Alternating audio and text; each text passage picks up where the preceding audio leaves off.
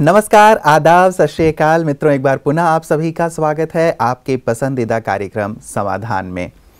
मित्रों, बचपन में ही आप लोगों ने गांधी जी के 3 बंदर अवश्य देखे होंगे। आज भी आप यहाँ वहाँ इन 3 बंदरों के दीदार अवश्य कर लेते होंगे। ये तीनों बंदर हमें सिखाते आ रहे हैं कि ना हमें बुरा देखना चाहिए, ना बुरा सुनना चाहिए और ना ही बुरा बोलना चाहिए। आज समाधान की ओर से हम 2 बंदर और आप तक पहुंचा रहे हैं। ना बुरा हमें सोचना चाहिए और ना ही बुरा करना चाहिए। यदि ये 5 बंदर अर्थात 5 बातें हमारे ध्यान में रहें तो वास्तव में हम बंदर से मंदिर लायक बन सकते हैं। बंदर इस बात का प्रतीक है कि यदि हम बुरा देखते हैं, सुनते हैं, बोलते हैं तो एक बंदरपना आ जाता है जीवन में। हम मनुष्य नहीं रह जाते, बल्कि मनुष्यत्व से हम नीचे की ओर चले जाते हैं। और यदि इन बातों पे ध्यान रहे कि हमें क्या देखना है और क्या नहीं देखना है, और अच्छाइयों को ही यदि हम ग्रहण करते हैं तो मनुष्यत्व से हम देवत्व की ओर चल पड़ते हैं। यही समाधान का लगातार प्रयास है कि आप अंधकार से प्रकाश की ओर चलते चलें, आप मृत्यु से अमरता की ओर चलते चलें और जीवन बहुत ज़्यादा सुखमय और शांतिमय होता जाए। और मुझे लगता है कि ये 5 बातें सचमुच आपके जीवन के लिए प्रकाश का काम करेंगे। हमेशा की तरह हमारे साथ आदरणीय सूर्य भाई जी हैं, जो लगातार हमें प्रेरित करते रहते हैं कि कैसे हम अच्छाई की ओर बढ़ें और कैसे समस्याओं से मुक्त हों। आइए आज की कड़ी में उनका अभिनंदन करते हैं और शुरुआत करते हैं समाधान का।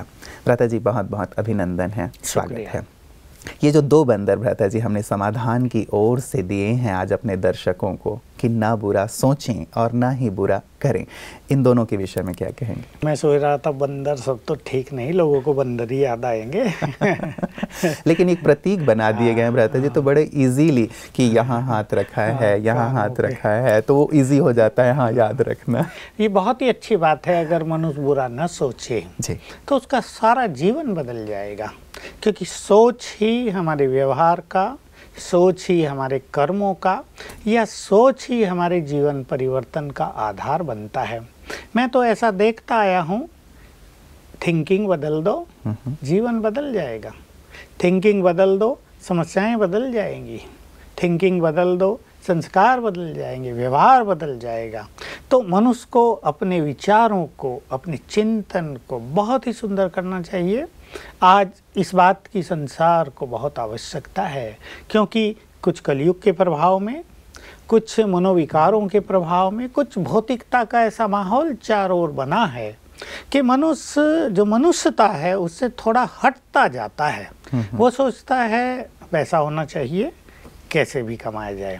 वो किसी को नुकसान पहुंचाने में अपना हित महसूस करता है। उसको किसी ने ज़रा सा कष्ट पहुंचा दिया, वो 10 गुना बदला लेना चाहता है। तो मनुष्य के मन में ये जो दूषित भावनाएं आ गई हैं, अंततः इनका कष्ट उसे ही मिल रहा है, ये हम सब देखते आ रहे हैं। मैं तो इसको बहुत माइन्यूटली ऑब्जर्व करता हूँ। जब लोग समस्या लेकर मेरे पास आते हैं तो जिन्होंने अपने जीवन में अपना चिंतन अच्छा नहीं रखा है, उससे उनका व्यवहार अच्छा नहीं हुआ, उससे उनके कर्म अच्छे नहीं हुए, जो 5वीं बात है अच्छा करो जी, उसका परिणाम उन्हें भुगतना पड़ रहा है। ऐसे कुछ बुजुर्ग लोगों के समाचार आते हैं। मेरे को कल ही एक फ़ोन आ रहा था कहीं से कि हमारे पापा हैं, अब ऐसे होते जा रहे हैं कि कमरे से बाहर नहीं निकलते, किसी से बात नहीं करते, बस गुमसुम बैठे रहते हैं। कहते हैं मेरे पास कोई ना आओ, खाना भी ले जाएं तो जैसे उसको रुचि नहीं है भोजन खाने की। ये एक डीप डिप्रेशन की स्थिति उनको आ गई है। तो मैंने उनसे पूछा, बच्चे थे उनके बड़े, मैंने उनसे पूछा, लड़की उनकी बात कर रही थी, मैंने कहा बुरा ना मानना, मैं एक बात पूछता हूँ, आपके पापा का जीवन कैसा बीता है? तो बेचारी थोड़ी हंसने लगी, थोड़ी निरुत्तर सी हो गई, वो उसने बताया नहीं। मैं समझ गया कि जिस व्यक्ति ने अच्छे कर्म नहीं किए, जिस व्यक्ति ने अच्छे ढंग से पैसा नहीं कमाया, जिस व्यक्ति ने दूसरों को जीवन में सुख नहीं दिया, अच्छे कर्म नहीं किए, तो जीवन की जो ये अंतिम यात्रा होती है ना, मान लो 60 साल हो गए, 70 साल हो गए, उसके बाद उसका जीवन भारी होता जाता है। वो जीवन की यात्रा का सुख लेना भूल जाता है। तो इसलिए परम आवश्यक है ये 2 बातें, अच्छा सोचो, अच्छा करो। कर्म तो परछाई की तरह मनुष्य के साथ रहते हैं, उनके फल से कोई बच ही नहीं सकता। चाहे वो बड़े से बड़ा आदमी हो, छोटे से छोटा आदमी हो, कर्म के फल से कोई बच नहीं सकता। कोई सोचे मैं तो प्राइम मिनिस्टर बन गया, प्रेसिडेंट बन गया, मैं तो तानाशाह हो गया, मैं तो जनरल बन गया, कुछ भी कर लूं, ये नहीं चलता है। बिल्कुल भ्राता जी, जब हम ये कहते हैं कि अच्छा अच्छा सोचो, तो इसको थोड़ा सा स्पष्ट जरूर करें। और जब हम कहते हैं अच्छा अच्छा करो, तो क्या अच्छा अच्छा करें और कैसे अच्छा अच्छा सोचें, और इनका स्रोत क्या हो सकता है? आपने बहुत अच्छी बात कही, क्योंकि लोगों को ये पता नहीं कि अच्छा सोचना होता क्या है। बोल तो देते हैं कि अच्छा सोचो, लेकिन क्या है अच्छी सोचे वो पता नहीं होता। और प्राय लोग जो कुछ सोच रहे वही ठीक है, हम तो किसी का बुरा सोचते नहीं, ऐसा मानकर अपने चिंतन को जैसे इग्नोर करते रहते हैं। पर यदि हम अपने चिंतन पर थोड़ा ध्यान दें, जैसा बहुत लोग सिखाते हैं, ये भी एक योग की साधना है कि तुम क्या सोच रहे हो, जरा इसको देखो ध्यान से। और जब हम देखेंगे तो हमें पता चलेगा हम वो सोच रहे हैं जिसकी हमें जरूरत नहीं है। कुछ हम बुरा सोच रहे हैं, कुछ हम ज़्यादा सोच रहे हैं, अनावश्यक सोच रहे हैं, जो हमारे काम का नहीं वो सोच रहे हैं। तो देखिए, हम शुरुआत इससे करेंगे। मैं एक बहुत सिंपल विधि अपने दर्शकों के लिए रखना चाहता हूँ। ये सचमुच बहुत अच्छी बात है कि सभी जान ले क्या अच्छा सोचें और क्या अच्छा करें। तो हम अपनी सोच को सवेरे उठकर ही यहाँ से शुरू करें, मैं आत्मा हूँ और ये देह मेरा वस्त्र है। ये संसार एक सुंदर नाटक है, मुझे इसमें जो पार्ट मिला है मुझे उसको अच्छी तरह बजाना है, मुझे अपने पार्ट को बहुत अच्छी तरह एंजॉय करना है। अब देखिए, आत्मा के 7 गुण हैं, उन 7 गुणों को सोचना प्रारंभ करें तो चिंतन सुंदर हो जाएगा।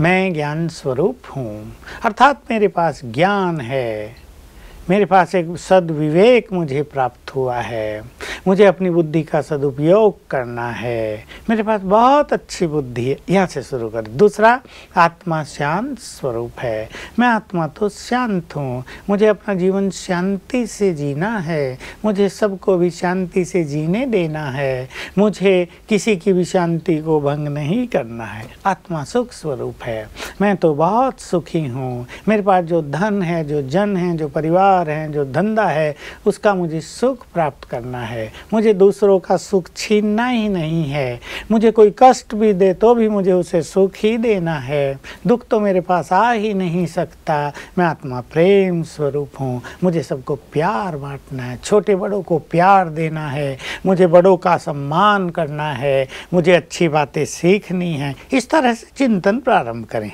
तो धीरे धीरे इससे जुड़े हुए नए सुंदर विचार मन में आते रहेंगे और इससे ही हमारे कर्म जुड़ गए।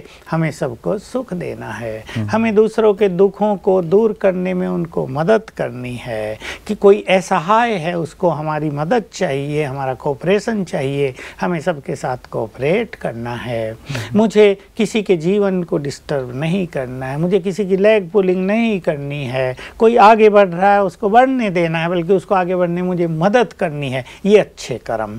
तो सोच से कर्म जुड़ जाएंगे। सवेरे उठकर ये अच्छे चिंतन को हम शुरू करेंगे, फिर परमात्मा चिंतन। तो इस तरह हमारा चिंतन दिनों दिन निखरता जाएगा। ये ऑटोमेटिक होता है, क्योंकि सुंदर चिंतन का भंडार हमारे मन में है। हमने उसके ऊपर बुरा चिंतन की लेयर चढ़ा दी है तो वो दब गया है। जैसे ही हम सुंदर चिंतन प्रारंभ करेंगे तो हम देखेंगे आपे ही आप वो हमारे अंदर से अच्छे अच्छे विचार बाहर आ रहे हैं। फिर किसी को ये पूछना ही नहीं पड़ेगा कि हम अच्छा सोचे क्या। बिल्कुल भ्राता जी, एक होता है कि जब व्यक्ति शुरुआत कर रहा होता है, आपने बहुत सुंदर विचारों का एक झरना यहाँ बहा दिया है, लेकिन जब व्यक्ति शुरुआत कर रहा होता है कई बार फिर भटक जाता है या एक स्थान पे आके रुक जाता है कि अरे इससे आगे मैं क्या सोचूं। तो स्रोत क्या कुछ ऐसा है जिसकी मदद भी ली जा सकती है कि हाँ ये भंडार है, यहाँ से हम ऐसे ऐसे अच्छा अच्छा सोच। बिल्कुल, आपने ये भी अच्छी बात पूछी, क्योंकि ये बहुतों के साथ होता है। कभी कभी ऐसा भी लगता है कि उनका चिंतन समाप्त हो गया, जी बंद हो आगे गया। उन्हें पता नहीं चल रहा हम क्या सोचे क्या। बिल्कुल। तो इसके लिए सत साहित्य का अध्ययन मनुष्य को करना चाहिए। हमारे संपूर्ण समाज में और संपूर्ण विश्व में सत साहित्य की बहुत कमी हो गई है। बाजारों में जो मिलता है वो गंदगी से भरा साहित्य है, बहुत कम साहित्य जो पीछे पड़ा होगा स्टोर में, जिसको दीमक लग गई होंगी, जो खोजने पर ही मिलेगा। अच्छी किताबें ऐसे मुश्किल से मिलती हैं। हम गए दिल्ली में, 2 सबसे बड़े स्टोर जो दिल्ली के, हमने जानना चाहा भाई शंकराचार्य की जीवन कहानी हमें चाहिए। और वो जो मालिक था, मालिक भी बैठा था और वो कार्य करता, वो सोचने लगे कहाँ है भाई, कहाँ है। आखिर नहीं समझ में आया तो एक नौकर मुझे दिया और कहा जाओ सारे में ढूंढ लो। उसको 15 मिनट लगे, ऊपर कहीं चढ़ा, उसकी बायोग्राफी की एक पुरानी सी किताब मिली। मैंने कहा ये उस पे भी धूल तो नहीं जम धूल गई थी, वो पीली हो गई थी, पता नहीं 100 साल की रखी हो। कहा भाई क्या करे, कोई मांगता ही नहीं है। तो मैं कहा इसका कितना लोगे? कहा अभी क्या लें, आपको इससे फ्री ले जाओ, हमारी जगह तो खाली हो जाए कम से कम। ये वैसे वास्तव में एक बहुत सोचने का विषय है भ्राता जी कि आज कैसी दयनीय स्थिति हो गई है। दूसरी चीजें तो तमाम बिक रही हैं, लेकिन जो ऐसे सत साहित्य हैं उनका जैसे अभी नरेंद्र कोहली जी बहुत अच्छे राइटर हैं, शायद दिल्ली में रहते हैं। उन्होंने महाभारत के 8 बड़े अच्छे सुंदर वॉल्यूम लिखे हैं। लैंग्वेज बहुत सुंदर है, विचार बहुत सुंदर है। मैंने सब पढ़े हैं, मैंने रखे हुए पढ़ता रहता हूँ। तो विचारों में एक रिफाइननेस आती है इन चीज़ों से। लेकिन ऐसे सत साहित्य को खरीदने वाले कम हो गए हैं। तो मैं कहूँगा कि ऐसे सत साहित्य का प्रचार प्रसार भी बहुत होना चाहिए। श्रीमद् भगवत गीता पे अच्छी छोटी पुस्तकें हैं और होनी चाहिए। आज समाज को इस चीज़ की बहुत ज़रूरत है। अगर साहित्य का सुंदर प्रचार हम नहीं कर पाते तो समझ लो मनुष्य के मन को विकृत करने का एक काम कर रहे हैं। क्योंकि हमारे जो चैनल्स हैं उन पे बहुत अच्छी बातें सदा नहीं आती। आजकल सीरियल लोग बना रहे अच्छे वो अच्छी बातें आती हैं। दूसरी चीज़ जो ईश्वरीय ज्ञान ले रहे हैं, जिन्होंने राजयोग सीखा है, हमारे लिए और उनके लिए एक बहुत खुशी की बात है कि हमारे यहाँ बहुत सारी सुंदर पुस्तक हैं जिसमें अव्यक्त महावाक्यों की, यानी भगवान के जो महावाक्य हैं उनकी बहुत सारी पुस्तक हैं, जिसमें सचमुच ज्ञान का असीम भंडार है। हालांकि मैंने तो वो कई बार सब सुन ली हैं, पढ़ ली हैं, लेकिन जब भी पढ़ो तो एक जैसे रियल गीता के ज्ञान की एक स्पष्ट व्याख्या, ज्ञान जो जटिल था उसको सरल रूप से कह दिया गया है, वो सुंदर एक चित्रण हमें उनमें मिलता है। इसलिए जो ईश्वरीय ज्ञान के मार्ग पे चल रहे हैं उन्हें एक अव्यक्त मुरली से हम कहते हैं महावाक्य, उसका अध्ययन रोज करना चाहिए, 2 बार भी कर लेना चाहिए। आजकल ये व्हाट्सएप पर और नेट पर भी ये चीज़ें उपलब्ध हो जाती हैं, तो इससे विचार सुंदर होते रहेंगे। बिल्कुल भ्राता जी, एक तो बात हुई कि दिन की शुरुआत में ये एक अच्छे विचार हम डालें, क्या सारे दिन में भी अपने इन विचारों पर हमें विशेष ध्यान रखना चाहिए ताकि आचरण और कर्म में श्रेष्ठता बने? देखिए, मैं जब अपने इस ईश्वरीय जीवन की शुरुआत की, यानी अब से 45 वर्ष पहले जब मैं अपने जीवन को समर्पित करके माउंट आबू पहुंच गया, तो मुझे इस चीज़ की बहुत अधिक आवश्यकता महसूस हुई कि मन को एकाग्र करने के लिए उसको सुंदर विचार देने आवश्यक हैं बार बार।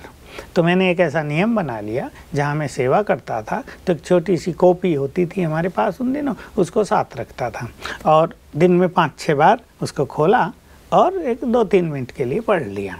तो विचारों का प्रभाव जो कहीं भी जा रहा है वो उन सुंदर विचारों के बल से समाप्त हो जाता था। ये मैंने देखा कि मन को एकाग्र करने में एक बहुत बड़ा बल साबित हुआ मेरे सामने। मैंने ये 1-2 साल तक चालू रखा। जब मुझे लगा कि अब इसकी ज़रूरत नहीं तभी मैंने उसको छोड़ा। तो दिन में भी 2-4 बार 5 मिनट के लिए भी अगर कुछ अच्छा अध्ययन कर लिया जाए बहुत अच्छा है। और इसलिए हम राजयोग के मार्ग पर चलने वालों को, क्या सारे संसार को ये चीज़ कहना चाहते हैं कि कर्म में व्यस्तता तो सभी की होती है।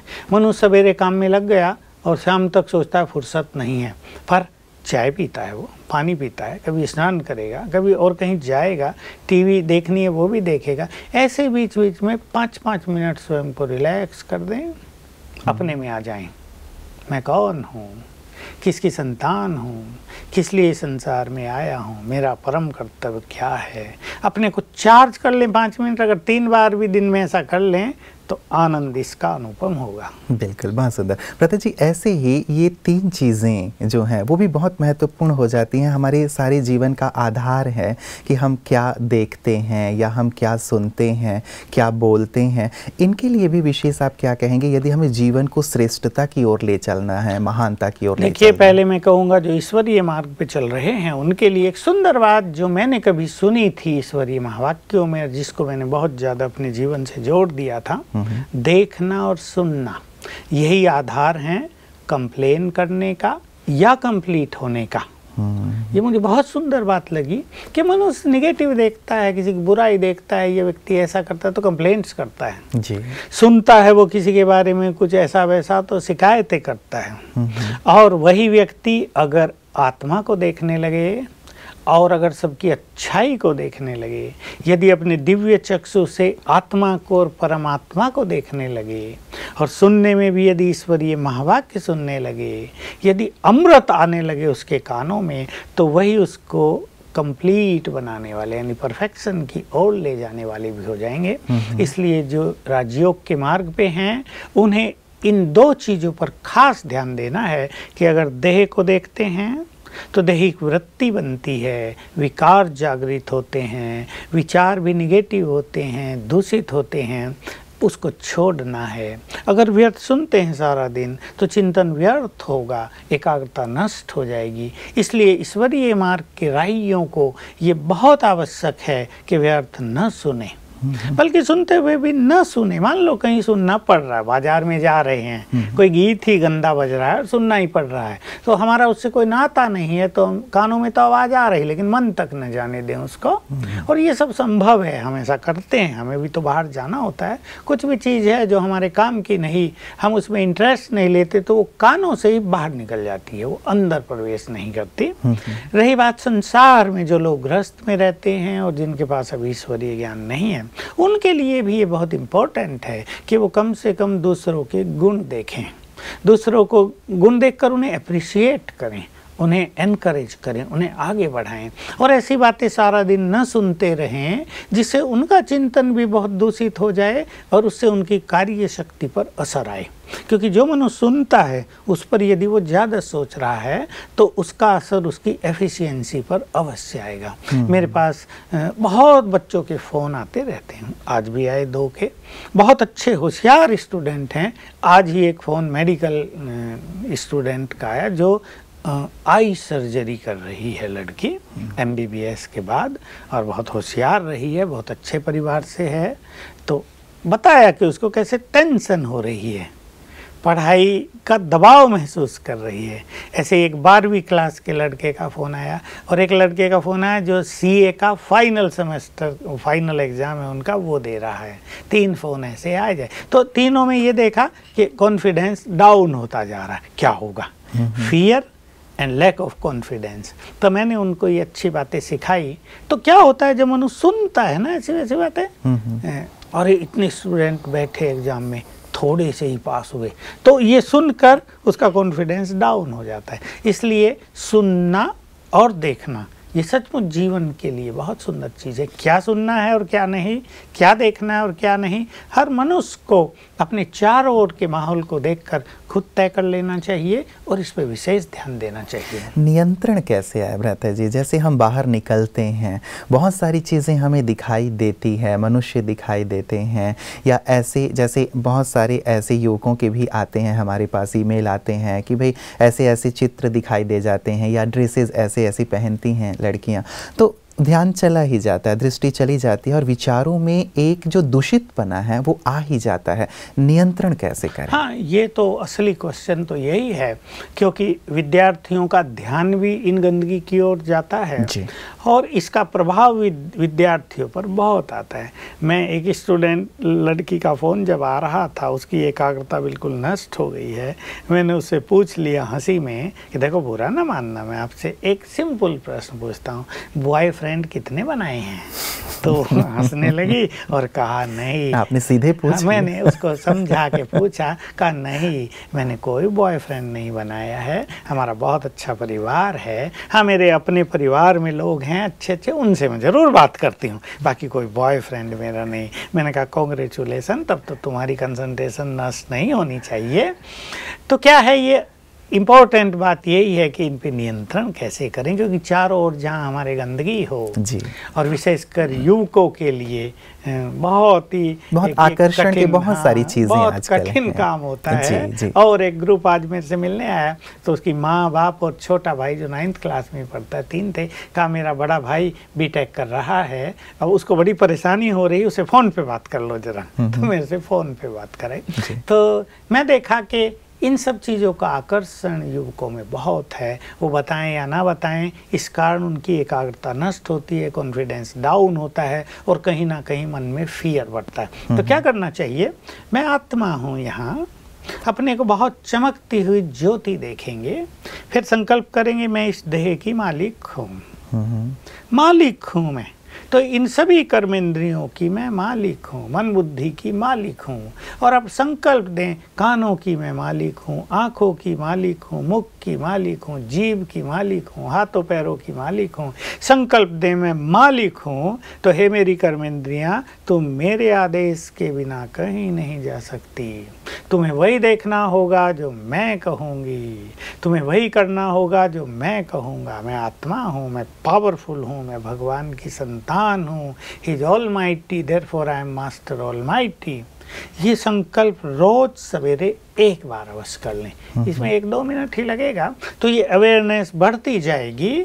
मैं आत्मा हूँ, ये कर्म इंद्रियाँ हैं, मैं इनकी मालिक हूँ। धीरे धीरे इन पर कंट्रोल होता जाएगा। इट विल टेक टाइम, लेकिन इतना नहीं कि कई साल लेगा, लेकिन 3 मास में बहुत अच्छा अनुभव होने लगेगा। बिल्कुल, तो ये अभ्यास विशेष करके किया जाए। वैसे व्रता जी, कई लोगों के ऐसे मेल आते हैं या क्वेश्चंस आते हैं कि भाई हम सुनना नहीं चाहते हैं, जो व्यर्थ की बातें हैं, बुरी बातें हैं, लेकिन हमारी कंपनी ऐसी है जहां हमें रहना ही है। मान लीजिए परिवार की ही बात है, वहाँ सास बहू वाली बात हो गई, या अन्य 4-5 महिलाएं ऐसी हैं जो इस प्रकार की बातें करती हैं, या जहां हमारा फ्रेंड सर्कल है वहाँ ऐसी बातें होती हैं। अब रहना भी वहाँ है, बातें वैसी ही हो रही हैं, तो कानों में तो जाएगा ही, उसका प्रभाव तो पड़ेगा ही, तब एक विकट स्थिति हो जाती है। देखिए, ये विकट स्थिति हमारे पास भी आती है। कई लोग अपनी बात सुनाने आते हैं, तो इसमें हम 2 चीज़ करते हैं, और मैं समझता हूँ सबको वही करना चाहिए। एक तो व्यर्थ में जब हमें इंटरेस्ट होता है, हाँ फलाने को क्या हुआ, फिर उसने क्या किया, फिर उसके साथी ने क्या किया, तुमने क्या किया, तो जब हम इंटरेस्ट पैदा करते हैं तो दूसरे का भी इंटरेस्ट बढ़ता है और बातें लंबी होती जाती हैं, मिर्च मसाला उनमें मिक्स होता जाता है। एक तो हम ये करें कि इसके प्रति हम डिसइंटरेस्ट पैदा कर लें कि भाई हमारा कह ही दे मुख से, भाई हमारा इन चीज़ों से कोई नाता नहीं है, हमारा लक्ष्य अपना है, हमारी मंजिल अपनी है, हमें उस ओर चलना है, बाकी जो मदद हमसे चाहिए हम आपको कर देंगे। दूसरा ये कि कोई व्यर्थ बात कर रहा है और हमें सुननी है, तो हम उसका उत्तर ऐसा दें कि व्यर्थ बात आगे न बढ़े। अगर ये हम सीख लें कला, तो बातें उसकी जल्दी समाप्त हो जाएंगी और व्यर्थ को बहुत जल्दी हम समर्थ संकल्पों की ओर ले चलेंगे, हमारी चर्चा समर्थ हो जाएगी। तो मैं इस विधि का प्रयोग ज़्यादा करता हूँ, क्योंकि मुझे इन चीज़ों में रुचि नहीं रहती, नहीं इतना टाइम रहता है। कई बार व्रता जी ऐसा होता है कि सामने वाले की बात को यदि हम चेंज करने की कोशिश करते हैं तो वो नाराज़ हो जाता है कि तुम मेरी बात नहीं सुन रहे हो, मेरी बात नहीं मानते हो, मुझे वैल्यू नहीं दे रहे हो। तो यहाँ पे एक विकट बात हो जाती है कि अब क्या किया जाए, सामने वाला व्यक्ति नाराज हो रहा है यदि उसकी बात को काटा जा रहा है। इसमें यह है कि कभी कभी दूसरे की बात सुन लेने से कुछ ऐसी बातें हैं जो उसको भारी कर रही हैं, वो एक अलग सब्जेक्ट है और वो किसी को नहीं सुना पाता है, लेकिन हमें वो सुना रहा है, तो हम उसकी बात को ऐसे सुने कि हम ग्रहण न कर लें। बातें उसकी हैं, मान लो समस्या या दुख उसके हैं और वो हमें सुना रहा है, हम उन्हें ग्रहण न कर लें, बल्कि उसको अच्छा समाधान दे के इन बातों को यहीं समाप्त कर दें। कई लोगों को क्या होता है, कई अच्छे साइकेट्रिक डॉक्टर आए, एक की 30 साल की प्रैक्टिस, और उसने कहा, लेडी डॉक्टर, उसने कहा कि जब शाम को मैं घर लौटती हूँ, 10 पेशेंट मैं देखती हूँ, शाम को जब घर आती हूँ तो मेरा हाल बहुत बुरा होता है। मैं थकी थकी रहती हूँ, एकदम बस जैसे निढाल हो गई हूँ, ये रहता है। मैंने उससे 2-4 प्रश्न पूछे, तुम बहुत सेंसिटिव हो क्या? फिर बताया कि हाँ मैं बहुत सेंसिटिव हूँ। तो मैंने कहा तुम उनकी सब बातें रिसीव कर लेती हो, जबकि तुम डॉक्टर हो, तुम्हें तो केवल सुनना है और समाधान देना है। कहा मेरी बहुत बड़ी कमजोरी हो गई। फिर अपनी कहानियाँ भी सुनाई कि इस तरह से मैं तो बहुत सेंसिटिव हूँ। कहा पंजाब से आ रही थी आबू के लिए, तो रास्ते में मैं पति को बार बार कहूँ चोरी न कर ले कोई सामान। कहा हमारा फर्स्ट क्लास में एसी में डब्बा था, अलग डब्बा, उसमें तो लॉक हो जाता है। कहा मैं सारी रात जागती रही। पति ने बहुत समझाया सो जाओ, चोरी भी हो गया तो कपड़े ही तो हैं, दूसरे खरीद लें, सो जाओ। कहा मैं आबू तक सोई नहीं। फिर आबू नज़दीक आने लगा तो मुझे ये चिंता ऊपर कैसे जाएंगे। अब डॉक्टर, उसका पति भी डॉक्टर, उसने बहुत कहा कि सब अच्छे इंतजाम होते हैं, नहीं जाएंगे तो हम कोई बच्चे थोड़ा ही टैक्सी करके चले। चिंता बनी रही। अब मैं यहाँ आई हूँ तो शांत हुई हूँ। तो ये कहियों का मन जो बहुत सेंसिटिव होता है, ये बात बड़ी इंपॉर्टेंट है कि दूसरे लोग अगर हमें कुछ सुनाने ही आ रहे हैं, और वो ज़रूरी है सुनना, या हम ऐसी पोजीशन में हैं कि हम घर के बड़े हैं कि हमें सुननी पड़ेगी, सुनो, लाइटली सुनो, समाधान दो, लेकिन उसको स्वयं ग्रहण न कर लो। तो इससे हमारी एकाग्रता पर, हमारी सुख शांति पर कोई असर नहीं पड़ेगा, लेकिन इसकी हमें आदत डालनी पड़ेगी। बिल्कुल। चलिए, बहुत सुंदर चर्चा हो रही है भ्राता जी, और लगता है कि एक जो वाणी वाली बात है वो भी बहुत महत्वपूर्ण है, लेकिन आज हमें वक्त इजाज़त नहीं दे रहा है। कल मैं ज़रूर चाहूँगा कि ये भी जो सतत हम बोलते ही रहते हैं, क्या, कैसे, कहाँ, कब और कितना बोलें, ये भी बहुत महत्वपूर्ण होता है और व्यक्ति को ये जानना ही चाहिए। ये भी उसकी सफलता के लिए बहुत महत्वपूर्ण होता है। मैं इस पे भी आपसे प्रकाश चाहूँगा। आज की सुंदर चर्चा के लिए, सुंदर अनुभवयुक्त बातों के लिए आपका बहुत बहुत शुक्रिया। मित्रों, आज हमने शुरुआत की थी गांधी जी के 3 बंदरों से, और 2 बंदर जो मैंने आपको कहे कि ना हमें बुरा सोचना चाहिए और ना ही बुरा करना चाहिए, बहुत महत्वपूर्ण हो जाता है मित्रों। यद्यपि समाधान प्रोग्राम है, हम समस्याओं पर चर्चा करते हैं, लेकिन कई बार इन बातों पर यदि ध्यान नहीं देते हैं तो यहीं से समस्याओं को हम जन्म देते हैं। तो यदि हम इन पर ध्यान दें, हमारा सोच कैसा हो, हमारी वाणी कैसी हो, हम क्या देखें, हम क्या सुने, जिसमें बहुत सुंदर प्रकाश भ्राता जी ने आज डाला है, अवश्य इन सब बातों पर विचार कीजिएगा। तभी हम अपने आप को सफलता की ओर ले जा पाएंगे, तभी हमारा जीवन सुखमय और शांतिमय हो पाएगा। बातें छोटी लगती हैं, लेकिन है वास्तव में बहुत काम की, है वास्तव में जीवन में अमल में लाने के लिए। तो कल हम वाणी पे चर्चा करेंगे। बने रहिएगा समाधान कार्यक्रम में और अपना ध्यान रखिएगा। नमस्कार।